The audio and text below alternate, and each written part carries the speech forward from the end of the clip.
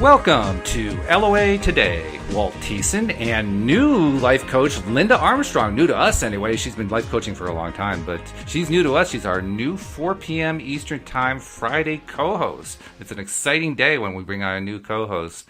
And Linda Armstrong is going to be with us once a week, sharing her insights, sharing her wisdom and information. And Linda, I also have to warn you, my other co-hosts have already told me up until now I had 5 free coaching co-hosts every single week. Now I have 7 with you and Patricia Framo coming on. So you're expected to carry your part of the load, okay? Okay. No, I'm just teasing you. But it's great to have you. Thanks for joining the podcast. Thanks for deciding to do this, or at least you're trying it on a trial basis. Hopefully we're going to be able to talk you into doing this on a regular basis. But thanks for giving it a try. We appreciate it. Thanks for inviting me. I'm excited. I'm excited too. Why don't you give everybody just like a little quick potted bio? Like what are you all about? Because everybody comes at this whole topic in a slightly different way, and there are different kind of coaching modalities people do and so forth. What's your practice about, and what's your approach about? Okay, so I am a master certified law of attraction energy coach, but I add energy healing to that, and I'm certified in a bunch of modalities. So basically what I do is I clear subconscious programming so that the people I work with can step into their full potential to create a life you love. That's my website, lovemylife.coach. So I combine coaching and energy healing together to just clear the energy that's in the way, and then set my clients up for manifesting what it is that they want to create. Now, I got to ask you this, and this is like one of those little trivia things that nobody really cares about, but I care about, so that's why I'm asking it. And my thing is this: there are some people who say that there is positive energy and there is negative energy, and there are other people like me who say there's just energy. It's just a question of whether we like it or not. Which do you think is the case? I would tend to think more along your lines, although most people look at that energy that's not serving them as negative. Okay. But possibly you're coming from that angle, which I come from. There is no negative because everything is teaching you and guiding you and assisting you to expand into more of who you came here to be. Yeah, I think that's true. I think the way I look at it is there's just energy. Energy is just energy. And so there's really only one thing. The question is, how do we feel about it? Do we like where this energy is going? Then we say that's positive energy. Do we dislike where that energy is going? Then we say that's negative energy. Do we like that this is associated with this goal that we have in mind? Then that's positive energy. Do we hate the fact that this is leading up to this result we absolutely despise? Then it's negative energy. But it's still energy. It's just energy. We're just labeling it. That's all. Yeah, you're just labeling it. But the thing is that one that we want to label as the more negative energy, it does stand in the way. And so you need to know how to approach that energy and clear it. And sometimes it just takes being mindful of it. Like, okay, yeah, I'm in this lower energy. So what is it trying to tell me or teach me, or how is it supporting me in some way? Because that's an angle not everybody gets at first until they start looking at it to see why this negative aspect of my life is actually helping to make me more of who I came here to be. And I suspect that means something specific to you. Like I can think of there's a guy named Ron Howard is a movie director. Ron Hubbard. He was the one who wrote Dianetics. Right. And he was the one who talked about clearing all the time. I suspect your idea of clearing and his idea of clearing are not really the same thing at all. But I figured I'd ask about that. They are not the same thing, but kind of in a way, to some degree they are. To some degree. Because we all, we're a big ball of energy, right? True. Everything is just energy. Our bodies, your computer, this book in front of me, it's all little particles of energy. And so that can be worked with. So when your energy field makes up who you are, which is bigger than your actual body, when it has bits and pieces and things that are of that negative energy, that can be cleared. So I know that for a fact because I clear this stuff all the time. So, but I don't necessarily label it negative energy. It's just a lower vibrational aspect of us that can be raised to a higher level. So when you clear, what does that mean to say that you clear it? If you were trying to explain that in like physics terms, what does that mean? Okay. Physics terms I'm not real good with. Well, that's all right. I mean, I'm trying to say make it as, concrete as you can. I can tell you from experience. Yeah. So, so if someone comes to see me and they want to work on a particular something that they want to manifest in their life, but no matter what they do, they just can't seem to get to it. There's something that keeps popping up that's in the way. Mm-hmm. A lot of times that's built out of patterns, programs, beliefs that you've picked up along your way in your life from well-meaning people outside of you, be it parents, teachers, doctors, media. Mm-hmm. All of that is programming in your subconscious mind that it's running. Even if you want to say, no, I'm a happy, positive person, but then this energy comes up. Well, it's there. There's something there that's keeping you from being that happy, positive person. Mm. So I can, because, as I said, I combine energy healing. So I'm intuitive and I can tap into the people I'm working with, mm-hmm. and I'll just know, like I'll just be downloaded with information, and I might pull up an experience they had in their life, which, so maybe somebody, when they were younger, the people around them didn't support their ideas and made them feel like they could never be successful at what they would love to do. Right now, if you're a kid and you totally love something, you came here to fulfill that as part of your destiny in life, even if it doesn't seem like it makes sense to some adult or teacher. So those well-meaning people who think it's crazy, that kid could never do that, will squash that dream. But meanwhile, they grow up, they're an adult, and they have this part of them that really wants to fulfill something about this dream. But they have this negative programming. I'm going to call it negative because it's stopping them from believing that in their own true potential. Mm-hmm. So I can uncover these things and clear the energy attached to it. Okay. Clear the traumatic experience, if that's what it was that created this belief that makes them feel like they're not good enough and there's no way they can do this in life. Now, are you actually doing the clearing, or are you leading the person you're working with to clear it themselves? I'm channeling the energy that clears. You're actually doing it yourself. Wow. Yeah. Well, I mean, I can't say I'm doing it myself because I can't do it without my connection to the all that is, that energy. True. Yeah. That's interesting. This is the first time I've heard of this particular approach with somebody who practices as a law of attraction coach. So it's fascinating to me, because everybody else I talk to, they talk about helping the person clear stuff out, or helping the person root things out and look at it and examine it and dissipate it and all that kind of thing. The difference is I'm helping them to see and clear what they weren't able to see before. But so I'm able to tap in and help them to bring up the experience that created this belief or this, limiting programming that is preventing them from getting to that desire. And that can be cleared. And so, I guess it's okay to talk about what I do because you're asking me. That's true. Okay. So, if someone comes to see me, they might come in. I had a client the other day, and within minutes, she's crying in our session because this energy is coming up. And the thing is, when they come to me, it comes up because, it needs to be released, and their guides and angels are letting them know, okay, this is the time to do it. Yeah. It just comes on. So, but by the time I'm done talking to her, I can be doing this online or in person. I'm just channeling this energy, and I'm clearing the things that come to me intuitively. It's vows, oaths, and decisions. It's energy ties to experiences. It's trauma. It's adding in forgiveness. A lot of times it's because you're just holding on to something you can't forgive. So after I do all of the stuff I do, and they're a participant in that because, everybody has free will. So I can't do anything that they don't want to do. I'm always going to ask, would you like to clear this experience, or, this belief? Can we flip it, send it? Pretty much I pull the belief. It's when I do that, it's more of a theta healing technique. Pull the belief, send it to the light, and I channel what a new belief is that is then downloaded into every single cell of their body. Okay, I got to stop you there because there are a couple things I need to ask. First of all, what is a theta healing thing? I'm not sure what you said. Theta healing is a very, very well-known, popular healing technique. Okay. So it's theta healing. I don't know. So you're going to have to explain it to me because I've never heard of it. So. Theta healing. Vianna Steibel is the woman's name who stumbled upon this and grew it within her own life. She had miraculous healings within her physical body by doing what she was led to understand of this modality. So basically this theta healing, what it does, you get into a theta brainwave.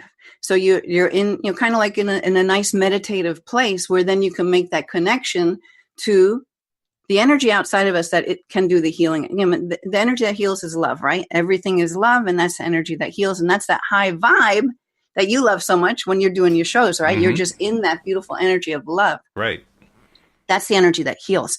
So with theta healing, you get into the place where you can channel that energy, and then you can change beliefs, release the ones that don't serve them, and put in new ones that do. And the theta pattern, that's the relaxed pattern, right? Describe as best you can. What are the different patterns here that we're talking about, just so we know what theta is compared to the others? Theta is one where you're more. So I believe alpha is when you're really consciously aware, but you're in this great state of energy. Mm-hmm. Theta, you're a little bit more out there.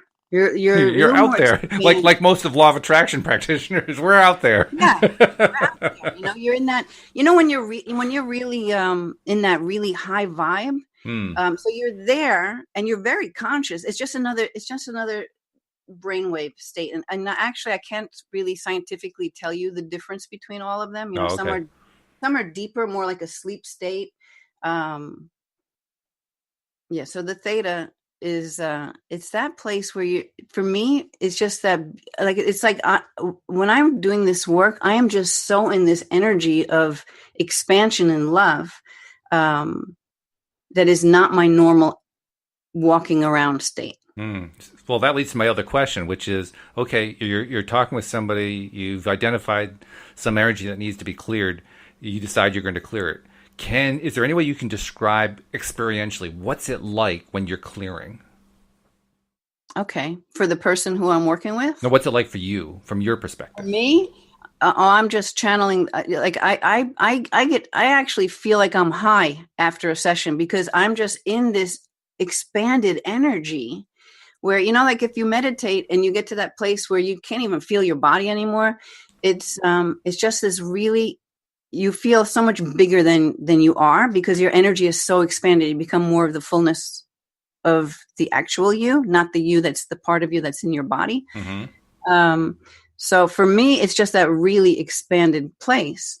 For the people I work with, what happens is, so I was starting to say that before that, this one client, she was crying at the beginning of the session. By the end of the session, she's floating as high as I am. So usually I like to say that I help people to bring more light into their life because when they leave, that's what everybody says. Oh my God, I feel so much lighter. So as if you're lighter in your body, like you don't weigh as much anymore, even though you weigh the same. Yeah, right. So when from your perspective, when you're doing it, you're in this place where you're like you said, you're almost out of your body in a sense, but not quite. Uh-huh. Is there something that you're actually doing, or are you just kind of residing in that state? I can get myself in that state just with intention because I do it so often, and I've been trained in some bunch of different modalities where I've opened to be able to hold this energy. Is the only way I can probably explain that. Mm-hmm. I guess what I was trying to ask is there something that you do? I mean, I'll make up something silly just to give you an idea. So you get yourself into this heightened state, and then you pick up your magic wand and go, okay, energy, go away. I mean, that's a doing of something. Is there something that you do when you get to that state? The way the energy leaves is by me doing the clearings for the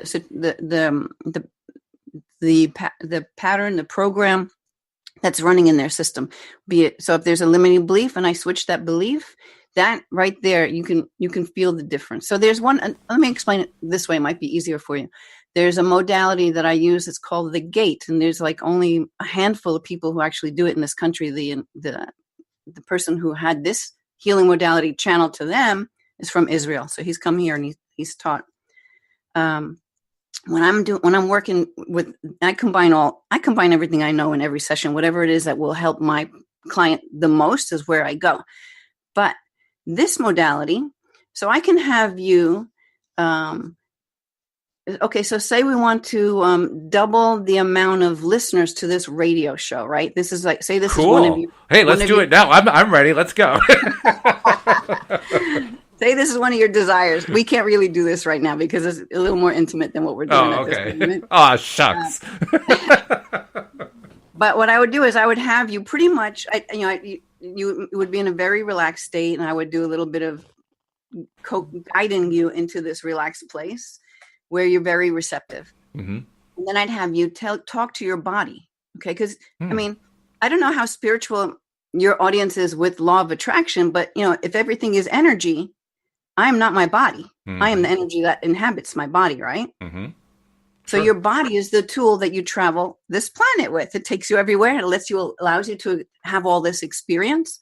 So we work with the body. So I would have you talk to your body, like even internally, you just kind of tell your body, show me how it would feel and what it would be like in general as I double my listeners on my radio show and blah, blah, blah, whatever else you want to say. Okay. So, and then I have you sit with that. So we're talking to the body, right? Mm-hmm. Now, if there is resistance, so resistance is anything that will keep this from manifesting. Mm-hmm. If there's resistance, you'll feel it in your body. So we're not doing this right now. So, hoping this isn't going to happen for you at the moment. But you'll feel something. So people might all of a sudden have a headache or their stomach is churning, or they feel like they have a weight on their chest, or their body is itchy, or they get hot, or they get cold, or they feel a pain shoot down their leg. Like something will turn on within the body that lets me know, okay, here's the resistance. Okay. Then I do a couple of simple clearings, and guess what? That headache that was there a second ago is gone. And tell me again, what are you doing when you're clearing? I mean, okay, you've said I got to clear. Now, what's your next thing that you do? Okay, so say we clear that pain went away. We see what else shows up. No. You misunderstand my question. I'm saying to actively to actually do the clearing exercise. The part where you're okay. Here's the before clearing. I'm doing my thing, and now I'm after clearing. What's the doing my thing that gets you from before to after? The doing my thing is my connection to that healing energy that comes through that is much wiser than I am. So you're just staying in that connected mode. You're not really doing anything. I'm just channeling. You're just staying there. I'm channeling, and I'm being guided as to what things to help them to clear. So you're pointing out, okay, this needs to be cleared.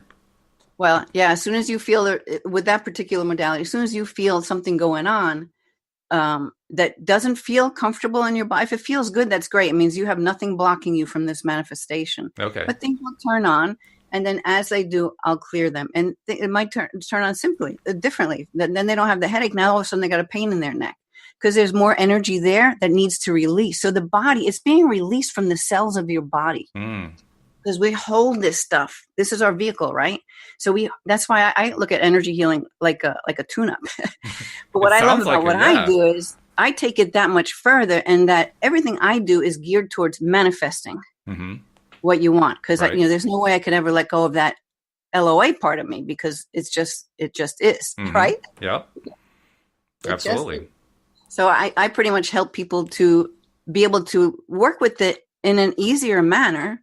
Because, I mean, when I was first learning all of this, you stumble up on all these things and you feel like you can't do it.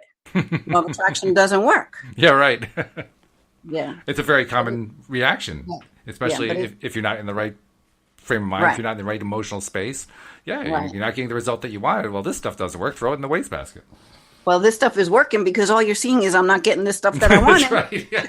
Which is really, that sometimes pisses me off, I got to tell you. Well, that's where we have to respect this law of attraction. It's like, okay, buddy, I'm working with you. Okay, I know my neck. I'm thinking about how it can't be. Mm-hmm. Of course, I'm going to get more. It's that big thing going back. The universe knows one word. Yeah, this is very true. Yes. Yes. Right? Yeah. I'm never going to get there. Yes, you're never going to get there. So, that's where we work on clearing. So you've mentioned a couple of your influences, people who you've learned from and so forth. Are there any other influencers in your life, people you've learned method from or theory from or whatever that you really, you keep going back to over and over again? I guess the biggie of always is going to be Abraham, because that got the whole ball rolling. Yeah. And then there have been many different teachers, that I've come across I've done a lot of courses. So every one of them, there's great books out there. So there's no one person, and it's pretty much everyone. Yeah, I mean, you can go down the list of all those books that have been written out there that are very popular. Everybody has probably read, and those great influencers. Sometimes you get one little thing from a book or a movie, and then that's amazing. It's true. And by the way, speaking of books, I should mention, Linda is also a contributor to the book we just finished back in May called Your Daily Dose of Happy, Real Success Stories of the Law of Attraction. And you actually had 2 stories, didn't you, in the book? I think you did. I did, yes. You did. One was about the karate store, which I love. And I'm trying to remember what was the second one. I'm trying to remember what the second one was. The other one was my dream house. Oh, the dream house. That's right. Yes, that's right. Yeah. I just did a video on another favorite of mine that I'm releasing actually today or Monday. I have 2 that I just shot. I do a lot of YouTube videos. Another process, it's kind of an Abraham Hicks process, but with a twist. Okay. Should I tell you? Yeah. Oh God, yes. Please do. Are you kidding? This is a tell-all show. You're gonna find over time that you're gonna tell more stuff than you ever imagined telling before. So feel free. Absolutely, feel free. All right. So, I mean, lots of people will use an appreciation gratitude journal, right? Sure. Mm-hmm. So there was a teacher in one of my coaching academies who gave me a different twist on it, and it works because it really invites LOA to do its thing, right? Mm-hmm. So you know how you can just write appreciation, gratitude of what's happening throughout your day, right? Yep. It feels good. You have to hold that vibe as you're writing it down. Mm-hmm. Then you flip the page, and I like to do 5 to 10 future appreciations. Okay. So they did not happen yet in my material world, but of course they did happen because I've already sent them out there. The desire, once you have a desire and you send it out there, it's done. Yeah, it's already in the vortex. It's already there. Yep. You just have to line up with it, right? Mm-hmm. So this helps you to line up with it. Okay. So an example that I gave, and I wasn't going to give you this, but I figured, how many can I give Walt for the book? Well, as many as I could get out of you. That's what it comes down to. No, I'm kidding. I'm teasing. Well, this one was fun because with this, it's this future appreciating. We're going to call that future appreciation and gratitude. So I would write, future things, but I would write them as if they already existed, but you have to feel it. Because as you know, you can say the words all day long, but if you're not vibrating to it, if you're not holding the energy of it, that's right. It's not going to be there for you. That's true. Yeah. So the house that I did talk about in the book, the dream house, I did a lot of work on this house. When I moved in, I changed the windows, the siding, granite, carpeting in the bedrooms, the sunroom at the back, landscaping, fencing, like a lot of stuff. I didn't get to doing my driveway, which was a crumbly mess. Oh. And I had a quote for $8,000, and I wasn't going to go into debt for it. I'm like, someday, so I just kind of put it to the side. So when I learned about this future appreciating process, I thought, I'm going to future appreciate my amazing driveway. That's right? Cool. Yeah, sure. So I would start making up stories. I definitely get in that gratitude place by writing down things that happened during the day. It doesn't matter what they are. It could be some little kid smiled at me and it made me feel great, right? That's appreciation, gratitude. Absolutely. Right? It counts. Yep. So I flipped the page and then I would start writing whatever, and you can do more than one desire, but I wouldn't work on too many at one time, like one to 3. So I write down about my driveway. I'd write a little story about I can't believe how beautiful the driveway looks. My neighbor came over to compliment it, and they were saying how great the house looks now. And so I'm in this energy of someone else appreciating my driveway. I'll write that story.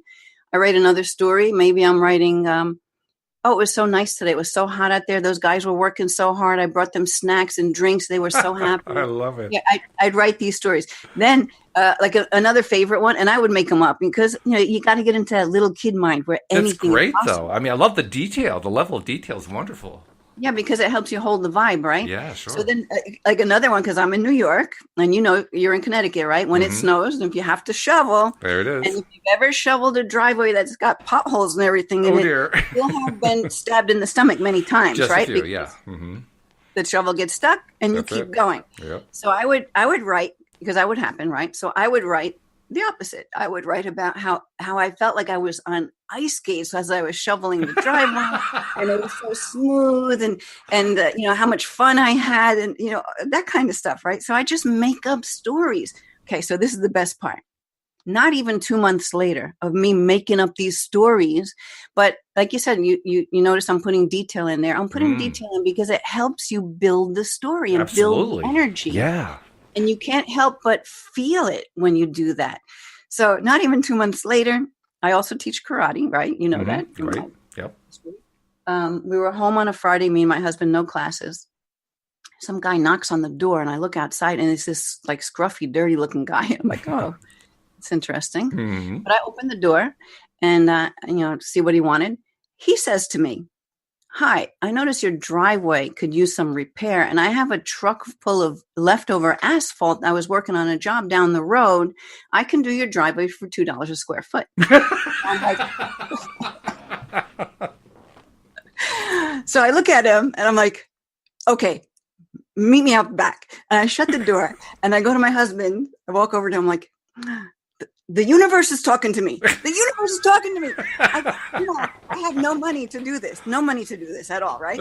I'm like, I got to go talk to this guy. So I go outside and he's like, yeah, walk with me and we can see how far I can do. I'll tell you how much it'll be. And he gets to like halfway, 2,500. I'm like, okay, so that means you can do the whole thing for 5,000. He's like, yeah, I can do the whole thing for 5,000. So I look at him. I'm like, okay, hold on. I'll be right back. Then I run inside and I go to my husband. I'm like, you know what? This guy can do the driveway for 5,000. I got to figure out how to do this because the universe is knocking on my door. So I decided, I thought for a few minutes, I'm like, you know what? I'm just going to call. I called my dad and I asked him to borrow 5,000 because I knew I could pay it back in a couple of months. I would have never done that because there's no way I'm going to tap into his retirement money for my driveway. So I never even considered doing anything like that. But when I got in the energy of having this beautiful driveway, it had to come, right? It did. That seed was planted. I called my dad. I had the driveway was done the next day. Wow. Right? Paid it off in a couple of months. Yep. That's fabulous. That's a great story. I wasn't thinking about doing it. I like put that off on the back burner. But actually, in a sense, you were thinking about it because you were journaling about it. You were making up your story. Before journaling it, I put it out of my mind. But once I decided, oh, I can future appreciate something, I still need to get that driveway done. Okay, I'm going to start writing about my driveway. So I've done it with other things as well, but that's like my favorite story to tell because it's one of the more out of the blue kind of areas. Not that anything's ever out of the blue. But this guy showed up on my doorstep. Yeah, that's nice. Someone you wouldn't normally even want to open the door to because he was scruffy and dirty because he just was doing a job. He was doing a driveway, right? Yeah, it's funny though. Do you run into situations where you're, I'll just say it in Abraham terms, you're running into resistance about the thing that you're trying to future tell the story about, so that you have trouble telling the story? No. Because when you future appreciate, you just have to get into that creative mind. We are all very creative. Whether you think you are or not, you are extremely creative and you can tap into that part of you. So if you have trouble with that, just pretend you're 4, 2, 3, and start making up stories. No one has to see it, right? You're just doing this. It's your own little game that you're playing. Does that answer what you just asked me? Yeah, I think it's a good way to do it. Treating it like a game, because when you treat it like a game, then it's not so serious, and so now it's not like a do or die situation. Oh, if it doesn't come true, I'm so disappointed, and all this other stuff. Now, now it's just a little childhood game, and you have nothing to lose. What do you have to lose? While you're writing the story, it feels good. If it doesn't feel good, it's not going to work. Right. So you have to get yourself into that place, like watching a movie. You get so sucked into the movie. You feel everything happening with every character, right? You just do that with yourself. So it sounds like the two keys to the approach that you take is first getting yourself into that, what Abraham calls the high-flying place, the high vibration, the feel-good place where you're feeling great. Yeah. And that's what you're doing with the first part of your journaling. Just by appreciating all the stuff that's going right, you're getting yourself feeling really, really good. And then once you're there, then you're doing your dream storytelling, or your future storytelling, where you're kind of just making stuff up and willy-nilly, like, just whatever comes to mind, you put down, that kind of thing. Right. Okay. And you know what? We live our stories, right? So if there is something you're living in your life and that's not working for you, you just got to change the story. They teach us that. We talk about that on the podcast. All the different co-hosts have their own angles on it and so forth. It's such a simple concept. And yet, it's amazing how often we human beings trip on it. It just blows my mind how often we do that. But I think Me too, by the way. But maybe then you have to also bring in that playfulness for it. Hmm. So like I'm at a point right now where it's something, there's like two things I'm working on in my life that are a little bit heavier. And so when I feel that energy come over, I can flip the vibration pretty quickly now. And so the reason why I'm saying that is because it just takes practice to shift your mindset or the story, to let yourself kind of be free of that story for even the 10 minutes that you're journaling or whatever it might be. Mm-hmm. Just kind of live the dream, like, because you just have to keep focusing on the thing we want. But if you can live it in your mind, I mean, everything's born out of thought, right? So you just change the story. And before, so someone asks you how you're doing, right? And you're like, oh God, I'm miserable. This is something. Stop telling that story. Just stop it. Did you ever see that Bob Newhart clip? Which one? The one that's Stop It, because he's the shrink and the woman comes with the problem. No, I don't think I know that one. Okay, I'm not even going to tell you. Anyone listening, just go and Google Bob Newhart Stop It, and you will just love this because he summed it all up in this little comedy skit. Okay, I'll have to check that one out myself. So stop it. So stop telling that. It's a fun story. You'll enjoy it. But it just, to me, every time we talk about something like this, that clip pops in my head. I can imagine, yeah. Just stop telling that story, Rewrite the story. Aren't we the architects and writers of our own life? Well, yeah, obviously we are. And I say obviously after many years of getting myself to the point where I can say obviously. Right. Because, there was a time, and I've told this one to our listeners many times with a number of the co-hosts, there was a time where I didn't even believe I could move my emotional set point, let alone shift it around at will whenever I wanted to just by focusing on something. And early on, it was tough for me. And there are times where it's still tough for me. It's gotten easier. Like you say, practice does make a difference. The more that you practice, the more that you put your will to it, the more you just apply yourself, the better you get at it. But I do remember that first time, probably now, 5 or 6 years ago, something like that. The very first time that I was able to consciously move my emotional set point up and realize that I had done it was a mind-blowing breakthrough. And I didn't move it very much. I was like frustrated, and I moved it up to disappointed. It was that little of a change, It was small, but I did it, and it's like, oh my God, I actually moved the needle. I can't believe I moved the needle. Right. Yeah. So that's definitely something to celebrate, because when you get more in that energy, then more of it can happen, of course, right? Exactly. Yeah, and it has taken time. I clearly had a lifetime of distrusting to overcome. There was a lot of momentum there in the wrong direction, so it's taken a while, but as time goes on, I get better and better at it. I've gotten to the point now where I'm not always able to move my mood immediately, but if I apply myself throughout a day, I can move it throughout the day. So that's a huge change right there, to be able to do it that quickly compared to where I was. Right.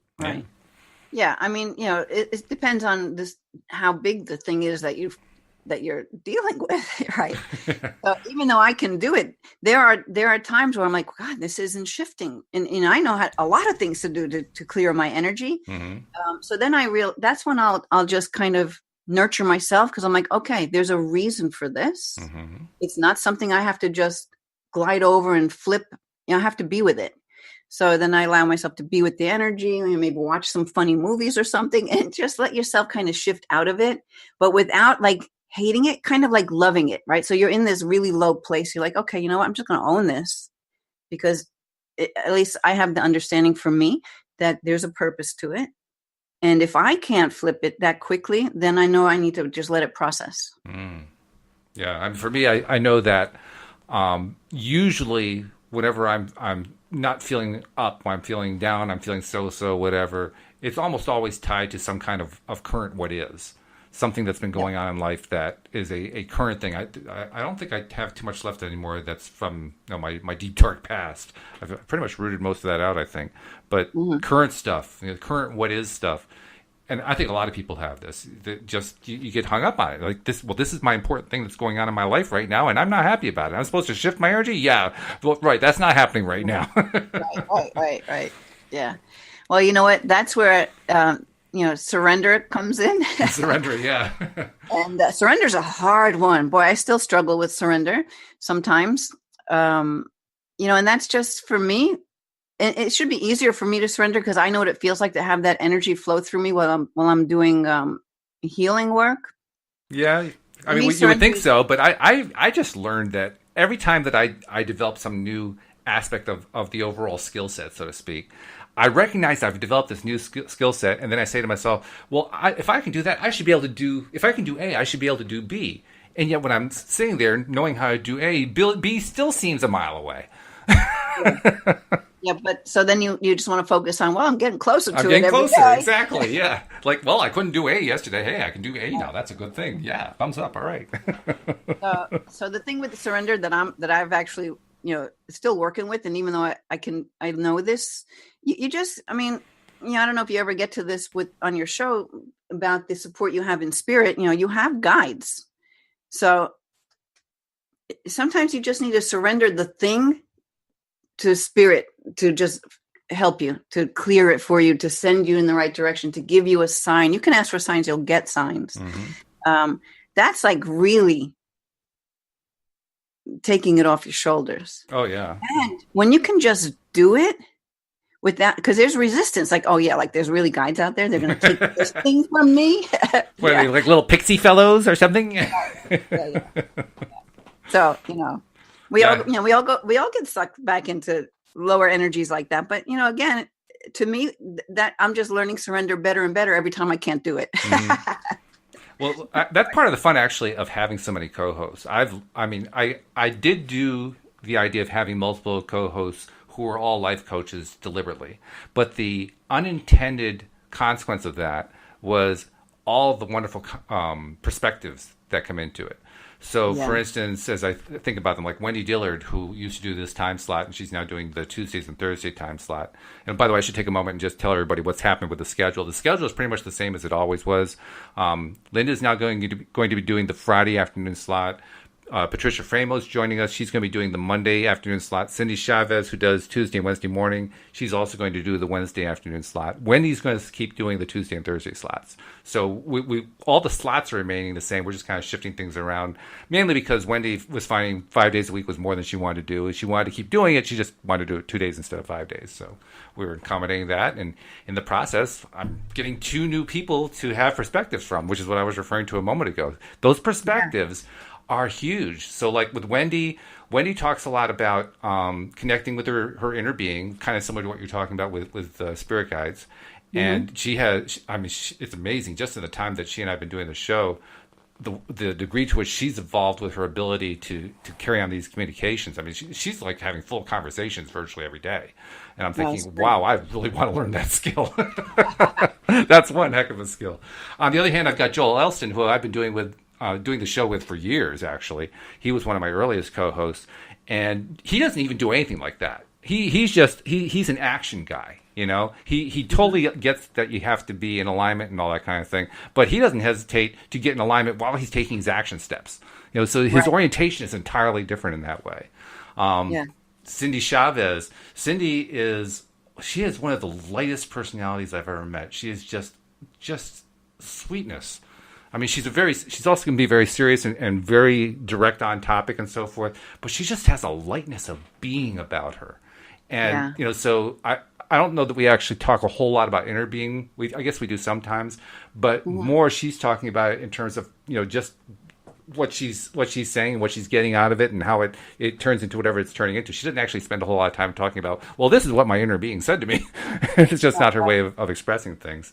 Right. With Tom Wells, Tom and I basically, we're exploring all kinds of aspects of how do we tap into energy? What does source energy mean to us and all that kind of thing. We refer to the inner being, but with Tom's more into like he does what do they call what's he call that thing where you're auto writing, your auto channeling stuff that comes to you. He does that kind of thing a lot. Okay. He does a number of very different kinds of modalities for channeling spirit in a sense, but he doesn't really describe it in terms of spirit guides. And then David is just pure Abraham. If you wanted to have Abraham come in and just be a single person, that would be David. David he's just spouting Abraham constantly. Oh, that's fun. Well, you know what? Something that my guides tell me all the time is there's no right way. Keep it simple. True. There's no right way. We all interpret pretty much the same thing in many different ways. That's true. Yeah. Like I would call the inner being my higher self, Mm-hmm. Yeah. Yeah. I actually have started calling my inner being the rest of me. And the reason I say that is it's my way of reminding myself that it's not separate from me. It's not like this other thing that I'm having to negotiate with or something like that. It's part of me, and I'm part of it. So there's no separation there. And by reminding myself of that, that's how I'm able to feel more comfortable with the idea I actually can communicate with my inner being. Oh, yeah.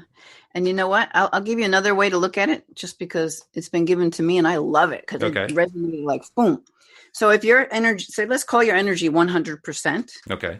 Here's the 80-20 rule. Only 20% is in this physical body. Yeah. The other 80% is your higher self and guides. They're all different aspects of you that, because I don't know how you are in past lives, but I know I've lived many lives. I've seen many of them. So it's just different aspects of you that you can work with. I've never explored past lives for myself. I did have one psychic once tell me that I had lived, I think she said, over 1,300 lives, and most of them with my wife. And and I said to myself, boy, was I busy. But beyond that, I have no clue. I really have no idea. Yeah. None whatsoever. Well, it's the possibility out there, right? Now, I will tell you one thing. I never refer to my inner being as my higher self. Not that I think there's anything necessarily wrong with the term, but for me, I don't like the term because to me it implies, well, that means my physical side is my lower self. I don't want to think of my physical side as my lower self. So that's why I don't like the term. Yeah. Or maybe you can think of it as your expanded self, the higher part. Yeah, well, that's why I think of it as the rest of me, because that way, in my mind, it all stays as one. It's all one continuity. Right. Yeah, rest of me is a good one. Yeah, I've been living with that one for about 3 or 4 weeks now, and I'm liking that one a lot. So, yeah. So this is good. I do want to take a moment. This is not normally the time I do this. I sometimes do it like the 20 minutes after the hour. Sometimes I do it close to the end of the hour. But I always like to take one moment during the show to remind people who are new listeners, because we do get new listeners, checking us out periodically. If you're enjoying what you're hearing here, let me tell you, every single episode is just as powerful, and it's all different. Every single time it's a different topic, a different exploration. And you want to get all of them coming to your smartphone or to your tablet or whatever device you're listening on. And the reason we know you want to do that is because we have a whole bunch of subscribers who do exactly that. I mean, Linda, literally, we have found just through the numbers that we're able to track in terms of downloads and so forth, we know that on average, both subscribers and non-subscribers combined total, on average, our listeners listen to 30 to 45 episodes a month. Wow. And we know that they're listening to at least 90% of the episode every time. Wow, that's beautiful. So people are really digging it. And they don't people are not going to spend their time listening to this stuff unless they're really getting a lot out of it over and over again. I really believe it's because they're getting their daily dose of happy. But we actually have had people call in, and they've given us a variety of reasons why they listen. And they're all very positive reasons. My point is, if you're not yet a subscriber, you really want to do it. It's going to pay off for you big time. And the best part is that it's so darn easy to do. You just go to the homepage of our website, loatoday.net. Right below the main player, if you're listening to this live, you'll be listening on that player most likely. Right below that are instructions on how to connect in case you ever want to call in. And just below that are instructions of how to subscribe to the podcast. It takes about a minute to do. It's really quick. It's so easy. It's free, doesn't cost you anything. And when you're done, you'll get every single one of the 45 episodes that we do every single month coming right to your device so you can play them anytime you want to. And Linda, you know what we get a lot of? We get people telling us that they binge listen. They'll save up a whole bunch of them, and then they'll spend an entire day just playing one episode after another. Oh, really? Which That's blows awesome. my mind. I mean, I was like, holy cow, this is great, but wow, I never expected that. You know what? It's like you're keeping it real. You're making it easy to absorb, in my opinion. Well, yeah, because, first of all, I really am serious. Well, I'm also laughing about it, but I'm serious when I say this is your daily dose of happy. We want people to feel happier when they come away from this. The only way that I know to do that is to be real. If I tried to be, flighty and airy-fairy, I wouldn't even buy into it. I'd be quitting the whole podcast. I'd be done with it. I want it to be real. In fact, I don't shy away from going after the tough issues, the tough parts of the whole topic and so forth. I love diving into the stuff that, the gurus don't want to take any time on, but I love because that's where all the fun is. Right. I want the fun. And I know listeners want the fun. We live, we live in a society where there is so much negativity coming from our media sources, whether it be news media or entertainment or any kind, theater, it doesn't matter what it is. Music, they're even in music. I mean, for goodness sake, have you ever listened to lyrics of songs? I mean, some of them are like so depressing, like just shoot me now, I'm dead. Yeah. So we need to have alternative sources that are high energy. And that's why I wanted to make the whole podcast along that line. So keeping it real is an absolute necessity in that direction. I don't see any other way to do it, really. Right. No, and that's why people resonate to you, because that's what we want, right? Exactly, yeah. Plus now with you and Patricia coming on, I mean, we're just adding 2 more perspectives, 2 more voices.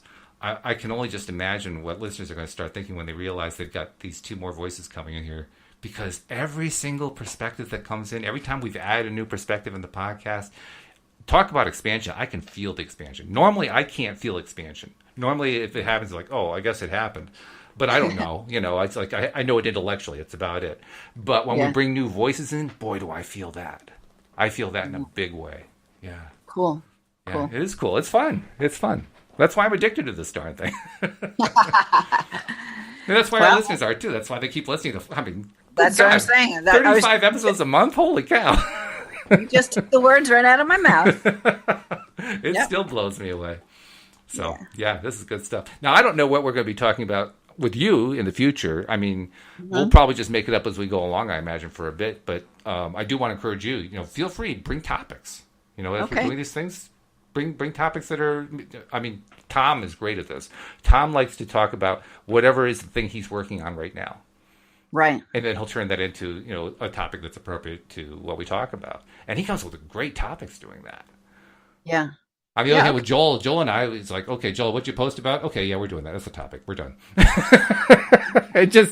Everybody does it differently. So I'm just trying to encourage you. Do whatever you want to do. But if you love bringing topics, bring topics. That's great. All right.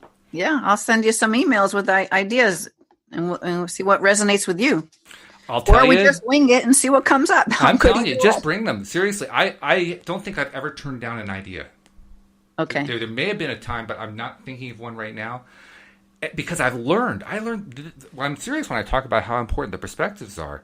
To me, I've learned that if I just trust that whatever that person's perspective is going to bring something cool, then anything goes. Literally anything they want to talk about goes. All right. So seriously, this is like, that's what I'm trying to do. I'm trying to empower you to feel like you can bring up any topic you want to bring up. I don't care how daring it is. I don't care how out there it is. I don't care how weird it is. Bring it up. Okay. That's good because most of my stuff gets really weird. Okay. Well, then we'll just call you the Queen of Weird. And that's good. That way you have your own nickname. Yeah. I mean, everybody should have a show nickname, right? I mean, it's only weird if you haven't experienced working with the spiritual aspects of things and that energy that is outside of you. That's actually fascinating to me. I mean, the first time I heard about spirit guides and alternatives to Christian doctrine and so forth was through my sister. My sister has been involved in this kind of stuff for quite some time, a lot longer than I have for sure.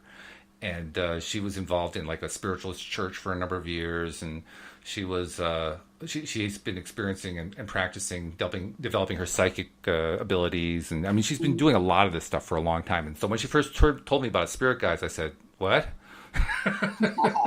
What are you talking about?" But I've come to understand them and even appreciate what they are over time. And I have to say, my sister has some really fascinating spirit guide stories, including one. Yeah. I'll tell you this one. This is a really fun one. Uh-huh. She lived in Washington D.C. for many, many years, and then just before my niece got born, she moved to where my parents were living in Smith Mountain Lake, outside of Roanoke, Virginia. And there was one occasion where she needed to go back to D.C. for something. I don't know what it was. And she was late. And if you know anything about traffic around Washington, D.C., particularly around the Beltway, you know how bad that traffic can be. And it's like that all the time. There are no, I mean, during the rush, it's really bad. You know, your rush hour in D.C. into Virginia, that's like 2-3 hours right there. It's crazy. But even not in the rush, the traffic is always wild. About the only time it's not wild is like 3:00 in the morning. That's about it. So anyway, Yeah. she's late. She's trying to get to this thing, and she had just learned about spirit guides, I think within like the last year or two. So they were relatively new to her, but she had I don't know, classes or sessions or whatever, where she'd been introduced to some of them, and she had learned who some of them were. And so she said, okay, well, I'm going to call on my spirit guides because I really need to get to this thing on time, this thing that I'm going to, and I know I'm going to be late. So she put out to her spirit guides, I need your help. How do I get there fast? And apparently one of her spirit guides is somebody who was formerly an Indian chief. I don't know the details of that, but that's how much of it I know. And so the Indian chief started whooping a war whoop and said, just follow me. And she says, okay, now drive fast. And she's driving fast on the highway, way too fast, faster than certainly a trooper would allow. And then he says, okay, slow down, slow down, slow down. And she slows down. And about half a mile later, there's a trooper, and they go past. Okay, speed up. And they're speeding up. They're flying down the highway. No, slow, slow, slow, slow. She slows down. There's another trooper. That's the way they went into D.C. They got there with 2 minutes to spare. Wow, that's awesome. Now, this is not something we recommend that you try at home. We definitely do not recommend that you speed on the highways, but it is a fun story. And that's why I tell it, just as a fun story. And I totally get it, and it's extremely real to me. So there you go. That's my world. So that's your world. Welcome to it, right? So how long have you been connected to spirit? Is that something you've always? I mean, when I say connected, I mean aware of your connection. Aware of the connection, because everybody's connected. Yeah. You know what? It's just been developing. Like when I started out, I actually started out. I know we don't have much time left. I'll try to keep this short. But as a karate teacher and instructor, that's my business. I had a tear in my rotator cuff, and I woke up one day, I just couldn't move my arm. Ouch. But that took me to this whole thing of healing. Now that happened, and that's what made me go towards finding, my passion. I did an internet marketing course, and I found this, law of attraction coaching. I'm like, yeah, that's up my alley. So then I started learning all that. But then during that time, and maybe we'll tell this story another time, but the long and short of it is that, I wound up healing my shoulder because I signed up for a meditation course. I wasn't even supposed to be invited to until I finished that coaching course, but somehow I got it. I'm on that course, started in October. In December, we have a Christmas party, and there's other people from my dojo there who have had the surgery that I was going to go have in January. And they're talking about their nightmare stories. And I just felt, sensed somehow a message that you can heal yourself. And so I thought, okay, I can heal myself. And wouldn't you know it, the next course, the next class in this meditation course that I was taking, this year-long thing, was all about self-healing. I healed my shoulder within 2 months through meditation. That was like the beginning of it. And it just kind of evolved, like the next thing I know, I hear they're offering Reiki. I'm like, what the heck is Reiki? But I had to do it. So I signed up for that. And then like all these modalities kept coming my way. And throughout that whole journey, my connection has become stronger and stronger and stronger. And there's a lot of the time where I kind of didn't even understand the connection until when I finally clicked about what the connection is. I'm like, oh, I've been connected all along. I didn't know it. That's a bit of a shock. Yeah, because in our mind gets in the way from actually just allowing this natural experience to happen.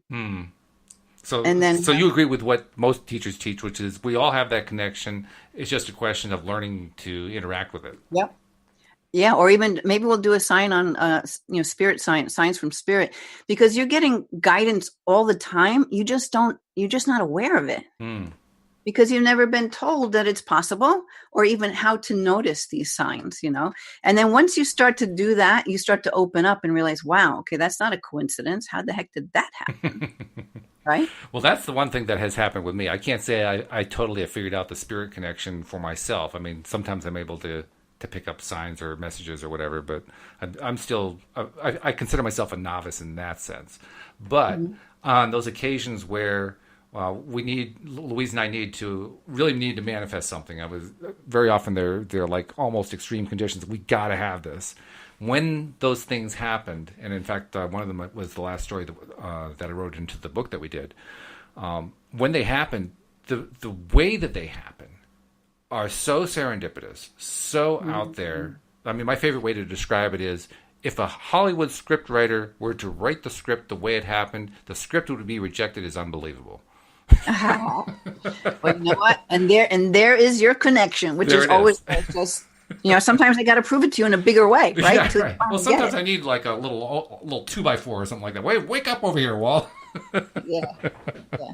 But yeah, that's all it is. That's the thing that really just blows my mind. How when stuff starts happening, because I'm in the right place, I never can predict how it's going to happen. I've tried so hard to map it out in my mind. Oh, it's just going to happen this way. It never works the way I map it. Not even close. Yeah. But if you're holding the energy of it, we don't have to know how it happens. We just have to know we're going there. Yeah. And then hang on. That's my best advice to anybody. Just hang on. It's going to be quite a ride. Yeah. Well, this is good. I think we've got a good vibe associated this time, and it's been good getting to know you. We do have like a little under 4 minutes left, so I'm going to ask you one more thing. You mentioned your coaching business as a karate instructor, and you did write about that in the book. And talk about a 2-minute potted biography. Tell us about what the whole world of karate has meant to you, particularly as it ties to you as a spiritual being. I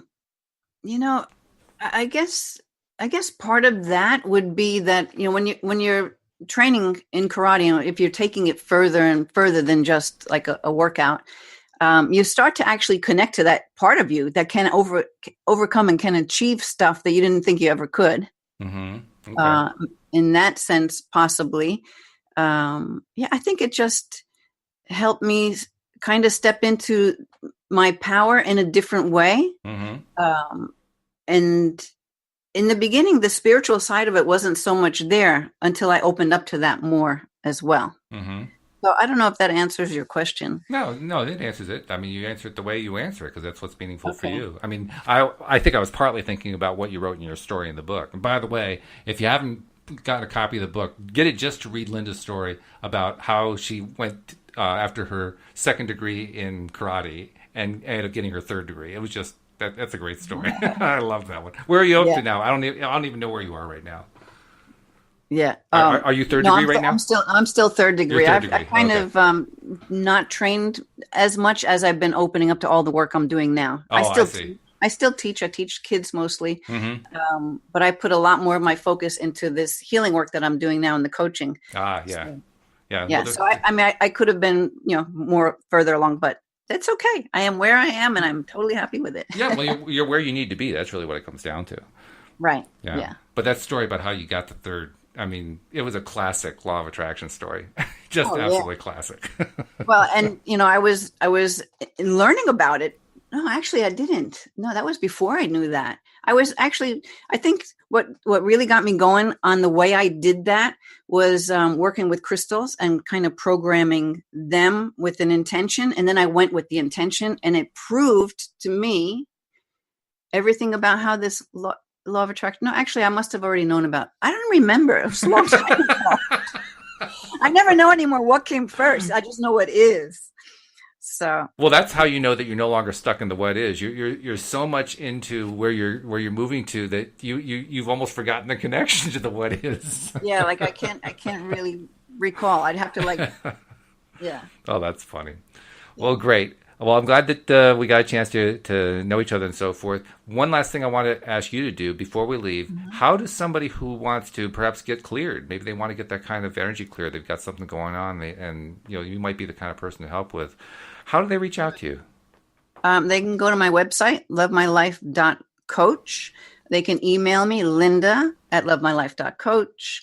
You can go to my YouTube channel and get to know me better through the videos. Maybe, if you don't have too much of a feel so far with me, you can, or my blog, you just find out, basically by my website, what I'm all about. And you can there's many buttons throughout every page where you can click to connect with me. Okay. And I presume you have some kind of introductory thing? Like do you do like some sort of introductory conversation, find out what they want and all that kind of thing? Well, I have an application for the people can fill out. An application. Oh, okay. To get on a phone call with me, and then we can see if we're a match together. Gotcha. Okay. But I do allow people to just schedule a single session, and you can do that right from my website. Oh, okay, good. Very good. Yeah. All right. Well, this is great. I'm looking forward to talking to you next week already. I can hardly wait for next Friday. Great, thanks. All right. And we'll The, invite... uni- What? the Go ahead. universe is talking again, Walt. How about that? Yeah, isn't that a good thing? Well, that's why It is. we want people to keep tuning in. We hope you join us next time here on LOA Today. Goodbye, everybody.